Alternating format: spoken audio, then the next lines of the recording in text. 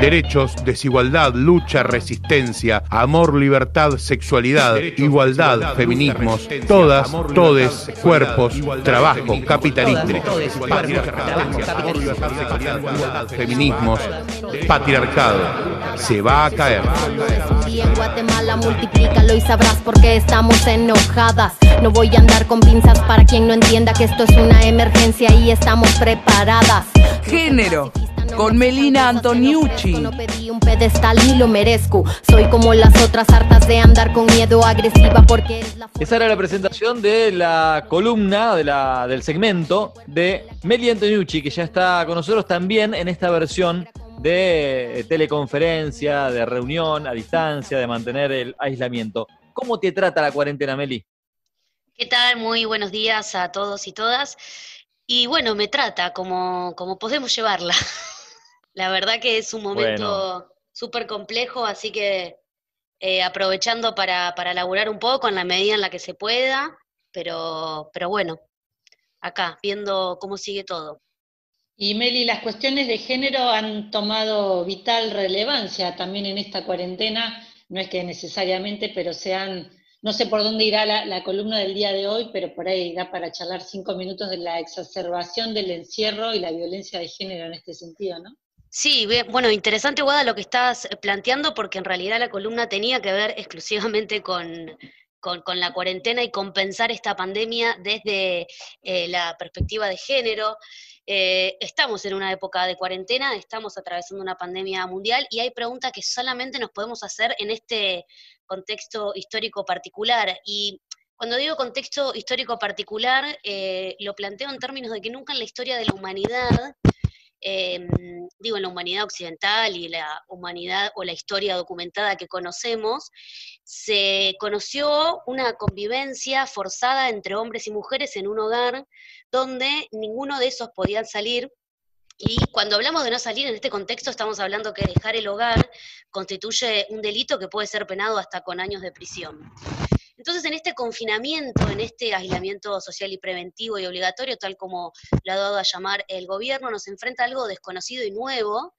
Sin embargo, hay algo que persiste, ¿no? Y que tiene que ver con la permanencia del orden patriarcal y de las jerarquías desiguales de género, pero también eso a la necesidad de atender a esta pandemia desde la perspectiva de género, aquello que siempre intentamos poner de relevancia en este espacio de la radio. Hace pocos días la Organización de Naciones Unidas dio a conocer un documento donde da cuenta de los impactos y las implicancias que tiene esta pandemia tanto para hombres como para mujeres. Es un documento que estuvo circulando, se leyó en varias universidades, tuvo una circulación y un impacto interesante. Porque plantea, en principio, la idea de atender una problemática de salud desde la perspectiva de género, pero también plantea distintas soluciones y pone de relevancia distintas problemáticas. Por ejemplo, uno de los puntos que me interesaba traer tiene que ver con pensar que las mujeres están en la primera línea de la respuesta y asumen mayores costos físicos y emocionales, así como también un mayor riesgo de infección en la respuesta de las crisis en términos generales. En este contexto de crisis sanitaria y aislamiento obligatorio, es importante también asegurar el acceso a los servicios de salud sexual y reproductiva. Hay preguntas que no podemos dejar de hacernos. ¿Cómo abortan las mujeres en época de pandemia? ¿Cómo paren? Bueno, estas son preguntas súper necesarias que tienen que ser atendidas no solo del sistema público de salud, sino también desde los organismos que intervienen. Otra de las advertencias tiene que ver con la migración irregular de mujeres y niñas, que generan mayores riesgos de protección asociados a la violencia de género y a la trata, ¿no? Estos riesgos, por supuesto, que en estos momentos particulares pueden incrementarse por las restricciones de viajes internas y externas y las dificultades de el acceso a los servicios de salud y de medicamento, como también la falta de documentación. Recordemos que estamos ante una situación inédita, que es el cierre de la mayoría de las fronteras nacionales, y que esto, por supuesto, que trae consecuencias y una reconfiguración geopolítica nueva, pero también trae problemas acarreados al vínculo del tránsito de niñas y adolescentes que generalmente ya se encontraban en una situación vulnerable antes de esta pandemia. Otro de los puntos para seguir trabajando y pensando tiene que ver con que las mujeres siguen siendo las más afectadas por los trabajos de cuidados no remunerados. Hemos hablado ya varias veces en el programa sobre esto. Pero esto, por supuesto, que se recrudece en tiempos de crisis, ¿no? Debido a la saturación de los sistemas sanitarios y al cierre de las escuelas. Las tareas de cuidado recaen mayoritariamente en las mujeres, quienes por lo general tienen la responsabilidad de atender a familiares enfermos, a personas mayores y a niños y a niñas. Y en este sentido, y vuelvo a recalcar esta idea de que es un momento histórico clave para poder poner de relieve el tiempo que las mujeres destinan al trabajo de cuidado y al trabajo doméstico. El empleo también y los servicios de cuidado en general se ven afectados, para las trabajadoras en general, pero sobre todo para las trabajadoras informales, ¿no? Y lo que conocemos como las trabajadoras domésticas. La capacidad de las mujeres para conseguir sus medios de vida se ve afectado efectivamente por el brote, ¿no? Recordemos que la economía informal, y eso es uno de los problemas por los que varios países de América Latina está inclusive reculando o no tomando la decisión efectiva de la cuarentena y el aislamiento social obligatorio, por las imposibilidades de atender las demandas económicas y sanitarias de la gran masa de trabajadores y trabajadoras del sector informal. En países como México y Brasil, por ejemplo, en algunos estados supera el 60% de la masa laboral. Así que estamos hablando de una situación económica sumamente compleja. Y efectivamente, si hablamos del trabajo informal, debemos prestar especial atención a las trabajadoras de casas particulares, ¿no? A lo que se conoce como las mucamas, las trabajadoras domésticas. Por un lado, porque presentan varios desafíos. En principio, el desafío derivado de la mayor carga de cuidados por el intercambio y el incremento del trabajo no remunerado en sus hogares, pero también por la posibilidad de perder el ingreso, ¿no? El ingreso, el salario, por razones sanitarias. Por ejemplo, se les solicita dejar el trabajo por considerarlas en contagio de riesgo para las familias con las que trabajan. Un dato interesante en relación a esto: la quinta muerte en Brasil y la primera en el estado de Río de Janeiro es el de una empleada de casas particulares, que según la información oficial, la víctima se contagió del coronavirus en una casa de una mujer donde ella trabajaba, ¿no?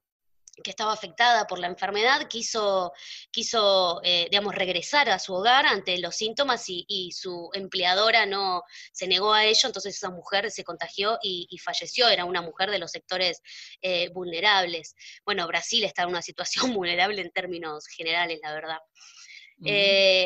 Y este tema también estuvo dando vueltas en los medios de comunicación en los últimos días. Vimos escenas donde no solamente se violaban todo tipo de derechos laborales para las trabajadoras de casas particulares, sino también estamos hablando de violaciones a los derechos humanos básicos. Por ejemplo, el caso de un empresario de la ciudad de Tandil que fue descubierto intentando entrar a un country con la trabajadora doméstica en su baúl, en el baúl del auto, ¿no?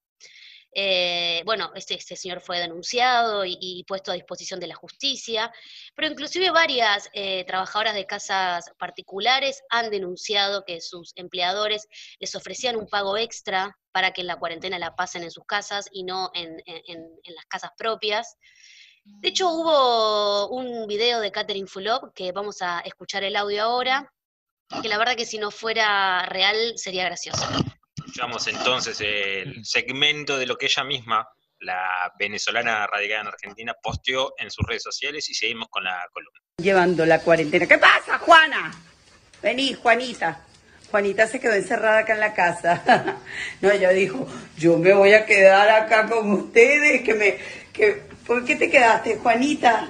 Loca. Pero sí era lo mismo, o sea que la diferencia que... Pobre, que Alberto no se entere. Mira, nos vemos rebronceadas, qué lindas. Sí, igual yo soy negra. Ella es una negrita. Sí. Bueno, y entonces... Bien, las trabajadoras de casas particulares tienen, por supuesto, los mismos derechos que cualquier otro trabajador u otra trabajadora, Pero ahora vamos a ir con un audio de Romina Cutuli, que forma parte del grupo de investigación de género, familia y subjetividades de la Facultad de Humanidades, desde donde se ha lanzado una campaña destinada a promover específicamente los derechos de las trabajadoras de casas particulares. En el marco de las medidas preventivas frente a la pandemia COVID-19, las trabajadoras particulares tienen derecho a permanecer en sus hogares sin que se vea afectada su remuneración, al igual que todos los trabajadores de los sectores no abarcados en los denominados servicios esenciales. Existen, además, diversos mecanismos para realizar transferencias del salario, aun cuando las trabajadoras no estuvieran bancarizadas, con lo cual ni siquiera para cobrar el salario resulta imprescindible que se acerquen a sus lugares de trabajo. Por ejemplo, la modalidad de punto efectivo puede permitir a los empleadores una transferencia que luego las trabajadoras pueden ir a retirar a un cajero automático de su barrio.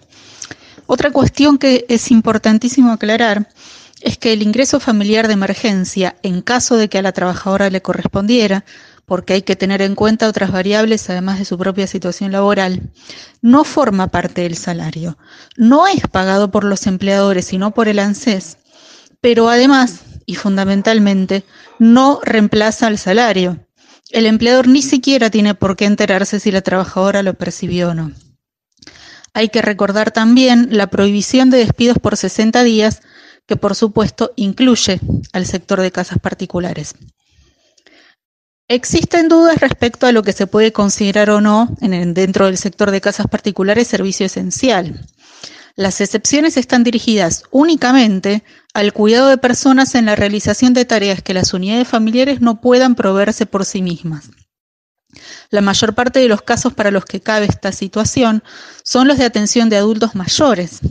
El trabajo doméstico que el personal de casas particulares lleva adelante en sus jornadas laborales habituales, limpieza, cocina, lavado y planchado de ropa, atención y cuidado de niños y niñas, salvo que ambos progenitores se encuentren también desarrollando servicios esenciales fuera del hogar, y las tareas del hogar en general son esenciales en tanto reproducen la vida diaria. No podemos vivir sin ellas y en este sentido nos evidencian la gran importancia y la centralidad del trabajo doméstico y de cuidado para nuestras vidas. Sin embargo, lo que no es esencial es que las realice otra persona. Los privilegios no son esenciales. El audio de Fulop con su cocinera, ella la llama la cocinera Juana, lo había visto y después vi una entrevista casualmente en el día de ayer que le hicieron al matrimonio, a ella y a Sabatini, precisamente porque Oriana, la hija, está infectada en Italia, y decían que ya la empleada no estaba con ellos, que había regresado a su casa, como que bueno, tuvieron que recoger el guante a partir del quilombo mediático de ese video que ellos hablan de que fue con toda la inocencia del mundo, porque además hablaban del color, no sé si, bueno, viste que hablan del color de bronceado, dice Catherine, sí, que tiene ella, y en realidad Juana dice, es que yo soy negra. Y sí, bueno.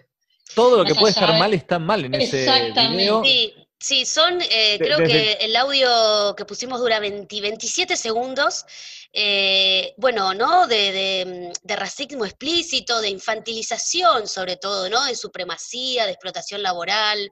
Ella en un momento... De sometimiento, absolutamente. En un momento la empleada doméstica, Juanita le dice ella, quiere explicar por qué en realidad quedarse ahí y volverse a su casa era básicamente lo mismo. Bueno, y Catherine Fulop la corta y no la deja hablar.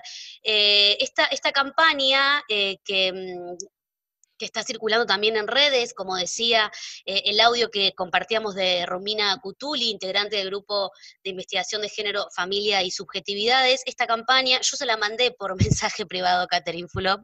Por supuesto que no la vio, pero bueno, me di el gusto de mandársela por privado y decirle... Yo también lo saludé a Alberto Fernández por Twitter y yo me digo, bueno, quédate tranquilo. Y bueno, está bien. No, te tomaste el trabajo y me parece que está muy bien. Fíjate que Catherine Fulop lo menciona como si fuera la autoridad que no se entere, ¿no? Eso también merece, digamos, ser subrayado, porque lo tenemos ahí como quien va orientando, anunciando las medidas que se toman, para criticarlo o para apoyarlas, para lo que sea, pero es como la imagen de quien la puede llegar a retar si descubre lo que está haciendo, ¿no? Sí, totalmente, y hay algo ahí que es muy, digo, para pensarlo también en términos sociológicos, ¿no? La impunidad de una clase social, de cierta clase social que se cree con el derecho inclusive de burlarse o de desestimar una medida nacional que viene de parte del presidente, exponiéndola en historias de Instagram, ¿no? Esta impunidad de las clases altas que las pudimos ver. No estoy diciendo con esto que en las clases medias o bajas no existe esta impunidad, lo que estoy planteando es la exposición inclusive de esa impunidad, ¿no? El compartirlo en una historia de Instagram como si nada pasaría, como si nada hubiera pasado. Y, No sé si están de acuerdo, perdón, Juan. sí, no, decirlo, Guada. Pero vieron como que después de eso apareció Susana Jiménez cocinando un pollo medio que se le quemó, y después aparecen otros famosos diciendo que están pasando la aspiradora y encuentran en las tareas domésticas tareas que nunca habían hecho en la vida, como todos dando, bueno, nosotros no somos iguales a otros. A mí me dio esa sensación de que cuando otros famosos publican de la trayectoria o de la relevancia de Susana Jiménez o diseñadores, modistas, lo que sea, que hacen tareas domésticas, es como para diferenciarse de la gente que no. Me dio esa sensación. No sé a ustedes qué les parece. Sí, quizá también decir, bueno, nosotros, ante la falta del personal que siempre me hace estas tareas, me las arreglo como puedo, pero bueno, a mí también me afecta el aislamiento, pareciera ser el mensaje. Pero, digo, retomando en la columna de Meli, una cosa, estas violaciones a los derechos laborales y humanos de las mujeres, en este caso, de personal doméstico, también ha habido no sé si un aumento vinculado al aislamiento, pero una cantidad de femicidios muy importante en estos días que llevamos, que casi que superan el promedio de lo que ya son la cantidad de asesinatos de mujeres víctimas de violencia de género, incluso más grave que lo anterior, digamos, también hay femicidios en este contexto de aislamiento. Sí, bueno, y efectivamente durante el mes de marzo hubo un femicidio cada 28 horas, desde que comenzó la cuarentena. No están del todo claros porque, bueno, es un dato que siempre de mujeres y niñas desaparecidas que aún continúan investigándose. Sin ir más lejos, recordemos acá en Mar del Plata, hace poco, la policía pudo dar con el cuerpo de Claudia Repeto, no así con su femicida, porque hubo caso de femicidio acá en Mar del Plata. Lamentablemente, como decíamos al comienzo, esto es algo que sigue persistente, que por supuesto que sabemos que el tema de la violencia de género no se soluciona de un momento para el otro, pero sí me parece que es válida la pregunta, como decíamos al comienzo de esta columna, ¿qué dimensiones adquiere en esta cuarentena donde parecería que el hogar es un lugar de seguridad e inclusive un lugar donde hay que permanecer para solidariamente no expandir la pandemia? ¿Qué significa o qué nuevas reconfiguraciones adquiere para las mujeres que son víctimas de situaciones de violencia el hogar? O sea, ¿qué valor nuevo toma la domesticidad en estos momentos de cuarentena? ¿Cómo se resignifica ese aislamiento para aquellas personas que tienen en sus propios hogares la persona que las violenta? Por ejemplo, según las estimaciones de ONU Mujeres, en el mundo, 1 de cada 4 niñas que está bajo el aislamiento social y obligatorio convive con su agresor sexual, convive con su abusador. Es un dato tremendo que efectivamente nos hace repensar la domesticidad y nos hace repensar el lugar del hogar como el espacio seguro. Sabemos que para las mujeres y para las niñas, el verdadero peligro, o en todo caso, me corrijo para decirlo mejor, una de las fuentes del peligro sigue siendo el hogar. Y acá también me parece, y como insisto, planteábamos al comienzo, este momento histórico que estamos atravesando, lamentablemente por una pandemia, pero este momento histórico que estamos atravesando también nos obliga, o no, en todo caso nos da el tiempo, que es algo que no tenemos casi nunca, nos da el tiempo para poder pensar algunas cuestiones que tienen que ver con el género, y algunas cuestiones que tienen que ver también con los estereotipos y los roles de género. Estamos muchas horas en nuestros hogares, insisto con esto, de hecho salir de nuestro hogar constituye un delito. ¿Qué pasa con los varones? ¿Qué pasa con las masculinidades? En una nota publicada en un diario español, la psicóloga psicóloga feminista Paola Ruiz Huerta, se hace estas preguntas. ¿Qué les estará pasando a los hombres durante este periodo de encierro y de confinamiento? ¿Cómo vivirán las 24 horas del día en el espacio doméstico, ese espacio que históricamente es un espacio privado, es un espacio femenino, que es un espacio denotado absolutamente por el patriarcado y que de alguna manera amenaza su masculinidad hegemónica? ¿Cómo llevarán el saberse menos productivos, el no salir al espacio de lo público, que es donde se construye el poder masculino? ¿Cómo se sentirán los hombres que hayan perdido ese atributo identitario que es el trabajo? ¿Cómo se está gestionando las emociones, ¿no? El miedo, la incertidumbre, la frustración, la rabia, el desconocimiento. Ahí las masculinidades también interpeladas. Te consulto en ese contexto, ¿cómo ves, Meli, vos, las campañas que han desarrollado en los ministerios de mujeres, género y diversidad, tanto nación y provincial, vinculado no solamente a las cuestiones de violencia física, sino también a las tareas domésticas, interpelando también a los varones, si te parecen suficientes, si te parecen que pueden generar algún cambio, si han sido superficiales? Antes que nada quiero decir que está habilitada la línea 147, que es una línea que funciona los 7 días de la semana, las 24 horas, pero también no quiero dejar de recalcar que las trabajadoras que están atendiendo la línea 147 lo están haciendo en condiciones de absoluta precarización, así que nuestra solidaridad para esas trabajadoras que están atendiendo, aparte una problemática sumamente compleja que requiere poner a disposición todo el aparato del Estado, pero también requiere un trabajo emocional importantísimo, que es contener a una mujer que está llamando en una situación de violencia extrema. Dicho esto, yo creo que, o sea, habría que tener un poco más de tiempo para pensar y para, sobre todo, ver el impacto que estas políticas están teniendo. Efectivamente, no son del todo... digamos, no pueden frenar la violencia, por supuesto, porque esto no se hace de un momento para el otro. Sí me parece que se están usando nuevos recursos. En principio se puso se habilitó, se difundió el 147, después se difundió un número de WhatsApp, después te daban consejos de cómo poder hacer consultas, agendando ese número de WhatsApp con el nombre de tu hermana, borrar la conversación, porque los varones violentos generalmente no dejan a las mujeres, a sus parejas, que tengan autonomía sobre sus teléfonos celulares. Y ahora se lanzó esta campaña del barbijo rojo en las farmacias. Yo hasta... Te iba a preguntar tu opinión. Sí, perdón, Javi. Meli, perdóname que te corte, pero escuché muchas críticas a la campaña. Sí. Hay varias críticas. Hasta el momento no sabemos qué tan efectiva es esa campaña, porque o al menos yo no he encontrado datos en relación a pensar la efectividad de esa campaña. Yo lo que sí me interesa que podamos pensar es que uno de los factores que sostiene o que aporta la sostenibilidad de la violencia en el interior del hogar tiene que ver con la violencia económica. Hay muchas mujeres que no pueden irse de sus hogares porque no tienen dónde ir.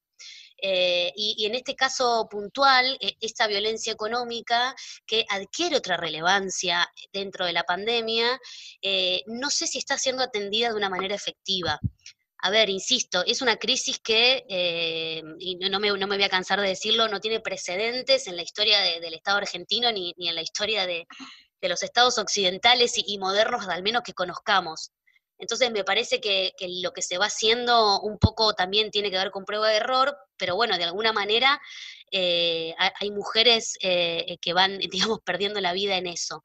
No me parece que sea un grupo de inexpertas las que esté tomando las decisiones en relación a cómo pensar el género dentro de esta pandemia, pero sí me parece que hay que ajustar algunas cosas que, insisto, también tienen que ver con la permanencia en el hogar y la convivencia, ¿no? de los varones violentos, que agudiza efectivamente la situación.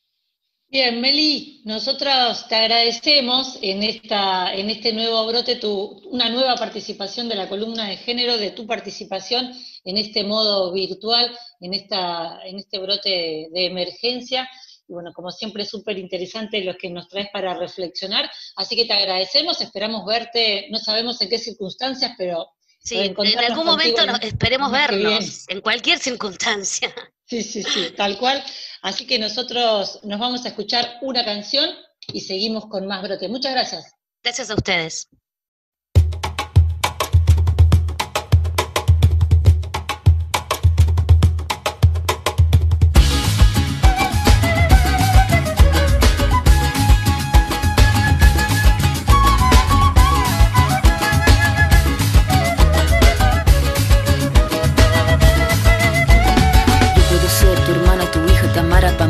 Valentina, yo puedo ser tu gran amiga, incluso tu compañera de vida. Yo puedo ser tu gran aliada, la que aconseja y la que apaña. Yo puedo ser cualquiera de todas, depende de cómo tú me apodas. Pero no voy a ser la que obedece, porque mi cuerpo me pertenece. Yo decido de mi tiempo, cómo quiero y dónde quiero. Independiente yo nací, independiente decidí. Yo no camino detrás de ti, yo camino de la para aquí. Tú no me vas a humillar, tú no me vas a gritar. Tú no me vas a someter, tú no me vas a golpear. Tú no me vas a denigrar, tú no me vas a obligar. Tú no me vas a silenciar, tú no me vas a callar. No sumisa ni obediente, mujer fuerte, insurgente, independiente y valiente. Romper la cadena de lo indiferente, no pasiva ni oprimida. Mujer linda que das vida, emancipada en autonomía, antipatriarca y alegría.